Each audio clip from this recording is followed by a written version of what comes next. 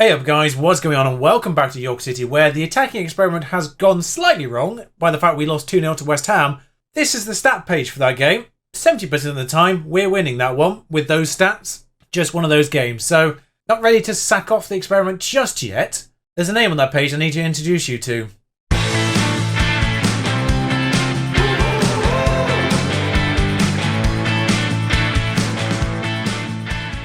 Now, strictly speaking, this is not a name that I actually need to introduce you to because you have seen him before, sort of. Lewis Foreman is in on loan from Man United. Now, I did say I'd loan Nick Tay out, and as a result I was getting a loan in. This is that loan. Strictly speaking, he's actually better than Jordi Escobar already. Real Madeira continues to get better, statistically anyway. And he's actually our best forward now, as well as being our best left winger. And best right winger, in fact. It's annoying, really. But Lewis Foreman's in on loan from Man United. It's a curious loan because they wanted his full wage of £42,000 per week, plus a monthly fee. I said, I can do the monthly fee. I actually don't have enough wage budget to give you £42,000 a week, but I'll put in an optional future fee of something that I would consider buying him for, about 30 million, I think I said. They countered that with an optional future fee that I'm not going to consider in any way, shape or form, but didn't demand any actual wages. So he's there for that monthly fee. I think it's about £150,000 a month. It's basically the same as if we paid his wages, but not out of my wage budget. I feel like I've done something slightly scummy here by accident. Well, intentionally, but you know what I mean. I've circumvented my wage budget by paying them monthly rather than via wages. It's an interesting one, an optional feature fee. It's an optional feature fee. I'm not going to activate it, obviously. It's £103 million. I'm not activating it. So welcome Lewis Foreman for the second half of this season. He is English, but he's also counting as under 21. So I don't even need to register him, which is helpful. Realistically, if we could buy him full out, I would. But I think they want too much money for him. He is third choice at this point. However, a Portuguese club came in from Mason Greenwood. I have no idea if that went through or not. Yeah, it did. So he's actually second choice in Man United now, so I don't think we're actually going to get him. Their first choice, Sybil's still at the club. Although I did see Chelsea were interested.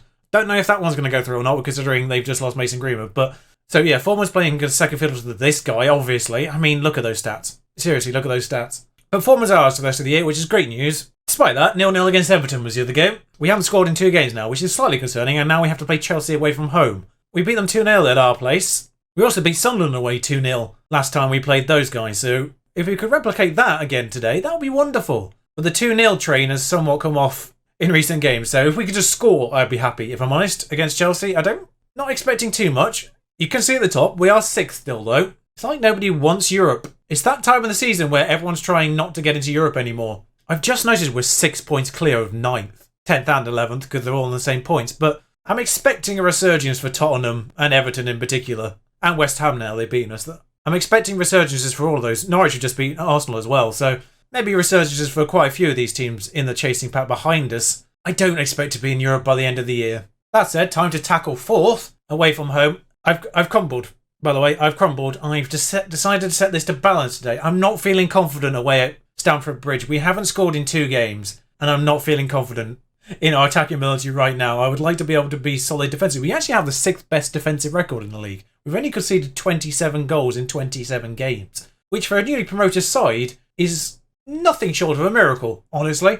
But basically, the good news is we are fully available, except for now second choice striker Jordi Escobar. I will probably still play Escobar first because he's our player, but we are first choice for the team. So Dutra in goal, Best, Coolridge, Medina and Shaw on the back line. Shaw, by the way, I haven't mentioned him in a while. He is a literal machine. Acceleration 18, stamina 18. There's nothing stopping him. His pace is 15 as well. Determination 16. Never really noticed how flary he was. But his work rate, weirdly, is only 11. So maybe not that much of a machine. But defensively, for a fullback, pretty good forward. He's actually our second best inside forward on that left-hand side now, which is confusing.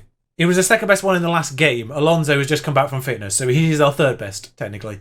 Just to prove that point. He's the better inside forward on that side than Tony Ebersbach, who was actually trained there. And then there's Lentas in the anchorman role. He's made that his position now. Sorry, Wilson. Grimes and Velasquez in front of him, with Ebersbach and Madeira in those inside forward roles still. Ebersbach averaging at 7 now for the full season. That's the best he's ever been. Foreman up front. I'd debate it in general, but Escobar's injured anyway now, so it's necessary. There we are. Full green, some happy, some motivated, and there's an immediate highlight. Okay then. I noticed Chelsea are attacking off the bat by their formation. I'm not sure if that should actually tell you what their attacking mentality is, but it does. Velasquez on the edge of this box. Xiaonan, I said I'd like a goal, and if we're getting one within a minute, Lewis Foreman scored. Well, he's organised that goal wonderfully. And, okay, so Emma's back in here, and I've just highlighted Xiaonan and his sort of increasingly decent attacking play here. He puts it into the box. Foreman's there. Chelsea's sort of absent. Like, Foreman's ahead of his defender, and there's no one else in between Xiao and Foreman. Curious defending. I suspect they're now definitely going to be attacking us with some gusto. Anyway, I hope everyone's doing well in this challenging time. We obviously had a rallying call from our queen lately. And I'm wearing the shirt, the Bill and Ted shirt. Be excellent to each other, it says, and that's increasingly important in these times, I think. Although, apparently the person who wasn't impressed with my 16-0 aggregate win against Besiktas on my stream save, you've got some work to do. There's always one. I've seen better. For God's sake. Like, seriously, in this day and age, why waste time with negative thoughts? I've seen better. 16-0 against Besiktas. First time in Europe. Just be happy for us, for God's sake. By the way, yeah, stream save, going well. First venture into Europe for Southampton. 33 goals scored in the group stage. Madeira's made it 2-0. Madeira this year, by the way, we found his level. It's taken us 5 years, but we found his level, and apparently it's the Premier League. Xiao again, actually, the architect by the looks of things.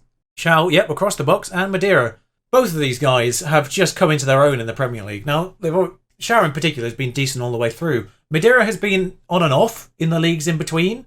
Premier League, though, he's all about it, and he's got the ball back here. He's thought he was about to give it away again, but got away with it. Coleridge. Well, he's given it away straight to Fabio Silva, and I know how good he is. That wasn't the best defensive work there. Was it Best who gave it away? So Best on the ball here. He gives it to Coleridge. I think he gets it back, and then, for some reason, chips it across the middle of the box as if he was attacking rather than defending. I think it's safe to say that wasn't the best. The obvious pun was obvious. Sergio. Coleridge. I nearly held it together there. Best. Now, atone for your mistake, friend. Atone. Don't give it to Leon Bailey. I presume that's Leon Bailey. Madeira. This is, 8 years in the future now. Foreman. Nearly gets a third. He's not a hat-trick, actually, at this point, isn't he? 2 assists for Shaun, 2 goals for... Oh, no, it was Madeira who got the second one. Of course it was. My apologies. Delit and Dest. Dest is a great player. But yeah, they've got Delit. Bentancur. Mount is not intercepted. I thought he was about to get intercepted by, I think that's Lentas. I know it's Coleridge, number 20. Vinicius Junior. If someone could just get in the way of him, that would be great. Don't need to tackle him. Just stop the shot. Just don't let him straight through, you imbeciles. Grimes. Delit. Grimes, by the way, just no matter how good we are, you saw it on that West Ham page, 7.2 despite losing 2-0.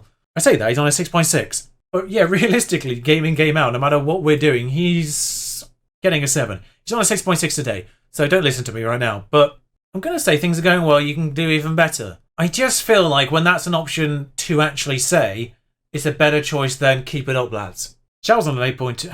Coleridge as well, he's a bit of a shining light. Lentas typically does quite well. Although in fairness, that defensive midfield role does quite well in general. But I feel like Lentas has slightly edged it in terms of Wilson over the entire season so far. I noticed Eberswach just got injured. That's not good news. We do have a straight swap for that, so no point risking him more than we need to. As soon as we do that, hang on, we're making a change here. I've just pressed a button. That went weird. Sorry. Foreman. I tried to click on Ebersbach on the outside of the pitch and it didn't... Well, there we are. Didn't go over the line. Thank you for that obvious replay. Hang on, I'll get the magnifying glass out. Can't believe they didn't let us take our player up, do the substitution. I see Best is actually a little bit tired. I did try to get a left back in the line, but no one of even backup quality was available for wages that I was willing to pay or skirt round. Now, the good news is only one of them actually needs to come off at this point.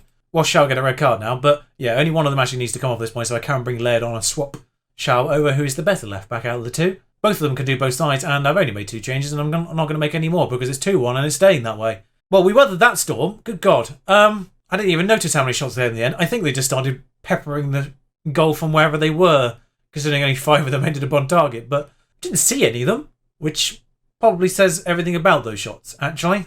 And unbelievably, we've done the double against Chelsea. They're 4th. Like, normally the top 6 is the problem. Like, even when you get to sort of middling the table in terms of your overall quality as a team, the top 6 tend to be the ones that you come on. So you can beat everyone else or draw against everyone else, but the top 6 automatic losses almost in the Premier League, particularly at this point when they've all strengthened. Well, welcome to the team, Lewis Foreman. Instant impact. Sunderland next. I should mention in terms of Sunderland, James Clarke is their vice-captain, but they bought Valentino Livramento, who is now their key player, so Clarke doesn't play at all, which is such a shame, because it's happened again.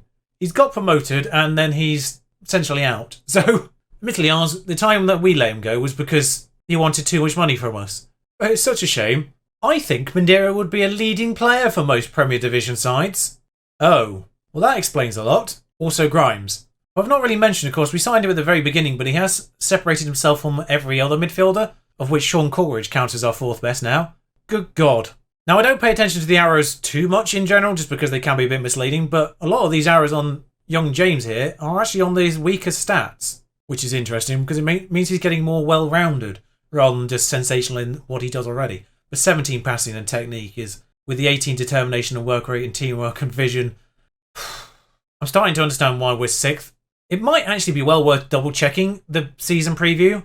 Nope, still 1,000 to 1, although we have Leapfrog Sheffield. I just had to very quickly mention Werner Bender, who has been bought by Man City for 134 million, I think it was. He scored 11 goals in 7 appearances so far. Keep an eye on this guy, because he is actually ridiculous. I suppose if there's any consolation in regards to the Cardiff one, they've just beaten West Ham at West Ham. At least we lost at Cardiff. Leicester beating Man United as well is a big one. So we were supposed to play Liverpool on the 20th of March. That's been moved to the 14th of April, which means we now have to play Man City away, Tottenham at home and Liverpool at home in the space of 11 days. Opposed to having a week gap between each match. It's not that much difference with it. We do have to then do the trip. I say the trip to Leeds, it's only had 30 minutes, but having to sandwich Liverpool in between the Tottenham home game and the return of Classical, not great. Thanks Liverpool for being good. Remember when I said I hope Richie Smallwood either does really well or really badly so we can get him back? It was the latter. We got space for him. We never filled his position.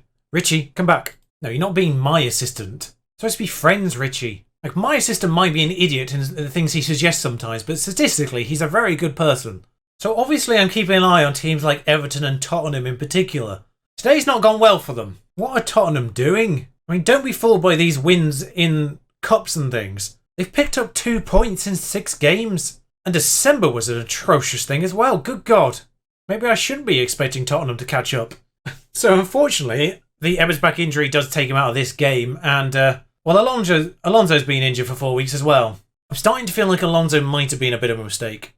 Far more injury prone than I thought he was going to be, that's for certain. But the team for this is basically the same in terms of the starting lineup. Just Van Gastel takes over Ebersbach's spot whilst he's away. And Escobar rejoins the bench. Now he's back from his own injury. We're also at home, so we will start this one on the front foot. I tried a different tack for the team talk there. It didn't work. Let's back it up with the usual.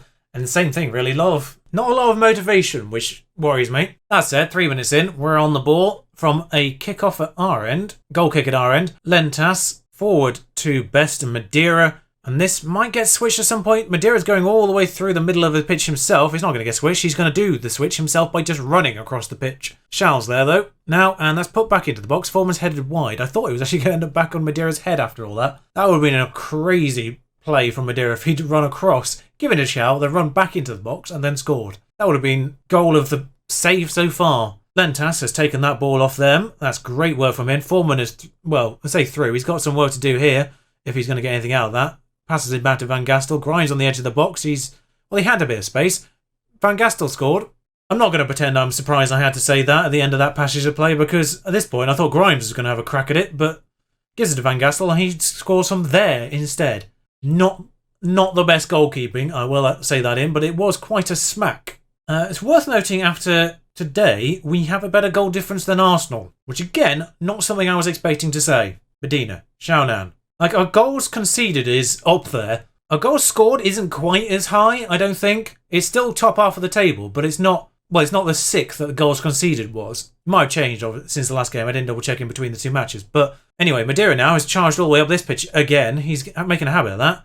That's punted clear, and no real highlight of such just yet. Grimes, Van Gastel, he's on the edge of the box. He's gone for it again. The first goal has given them a world of confidence. But you can see there, 13 goal difference. Arsenal are on 10. Same number of goals scored. Stoke still have scored less goals than they've played matches, so still stoking it. Worth actually highlighting that, because Stoke have a positive goal difference with 26 goals scored, which means they've conceded even less than us. The 5 teams ahead of us in the goals conceded include Stoke, which means 2 of the top 6 aren't in that. Obviously, Tottenham is one of them. I suspect Arsenal is the other one, working it out from today's math right there and right now. But it's a bit, I can't say his name. Glover's in the box. Sergio's got the gloves needed. And highlight not over, seemingly. Now, it's only been 40 minutes, and it's only 1-0. But I'm looking at Sunderland's average rating of 6.54. That's weirdly worrying. I mean, they've given away a penalty. And it's James Clark's replacement, Livramento, that's given away. Maybe you should have given James Clark the chance. Hey? Maybe. I'm not going to bring him back. I'm not that sentimental. Madeira,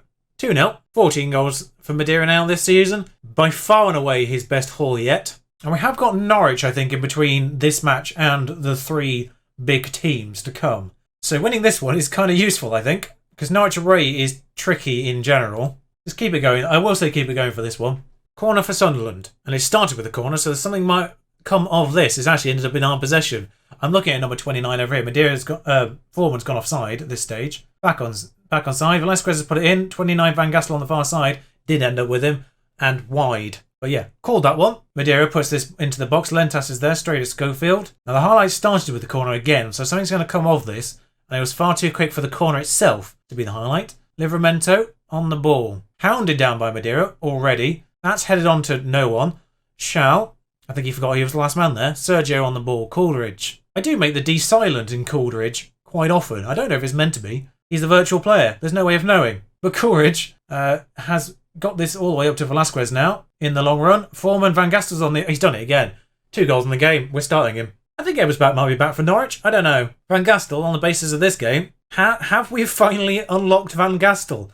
A player that I've so many times been close to writing off as that's a failed transfer in the long run. Because, when you buy these players with potential, sometimes they don't make it, sometimes they do. Madeira obviously has. Shaw obviously has. Van Gastel, not so much. I mean, Ebersbach himself, not so much. Anyway, speaking of Madeira, there he is. Best on the ball. Feistammer was one of those. He never developed at all, really. Best. Admittedly, that was more... Foreman's made it 4. 4-man. There we are. The pun was right there. Yeah, I have to kind of see the fact that Feistammer we kind of stopped playing once we started loaning left-backs in. But Schofield, again, not great. Just, it's a cross, and he's just fumbled it into Foreman's path. Somehow he's on a 6.6. I think we can come off attacking. We'll just scale it down to positive as Velasquez runs onto that loose ball with what was, I think, a shocking pass there. Foreman just trying to keep himself on side as best he can. He's not doing well at this point. Velasquez straight at Schofield, and I think it's just because he ran for a long while before having that shot. So we won't tire out our boys in the last 15. I think Norwich is a full week away, but we will take a few key players off now. I think this one seemingly is done and dusted at 4-0. If they come back from 4-0, that's a bigger story than Newcastle Arsenal. Velasquez, though, charging forward again. Defence has paid attention to Foreman and just left Velasquez to run straight through. And we've seen basically another highlight of exactly the same. Madeira's only on a 7.5 considering the players around him are on 8s and 9s. I'm actually going to leave him on the pitch. I was considering putting Shaw over there for the time being and then bringing Laird on for Madeira, but I think I'm just going to bring Laird straight on for Shaw. Grimes as well. Good opportunity to get someone like Oxlade-Chamberlain some game time to keep him happy. I have to say, the midfield so far, touch wood, are being pretty good on the injury front. I'm leaving Van Gastel out there even though he's getting tired, just because he's on 2 goals. Seems a bit harsh to take him off.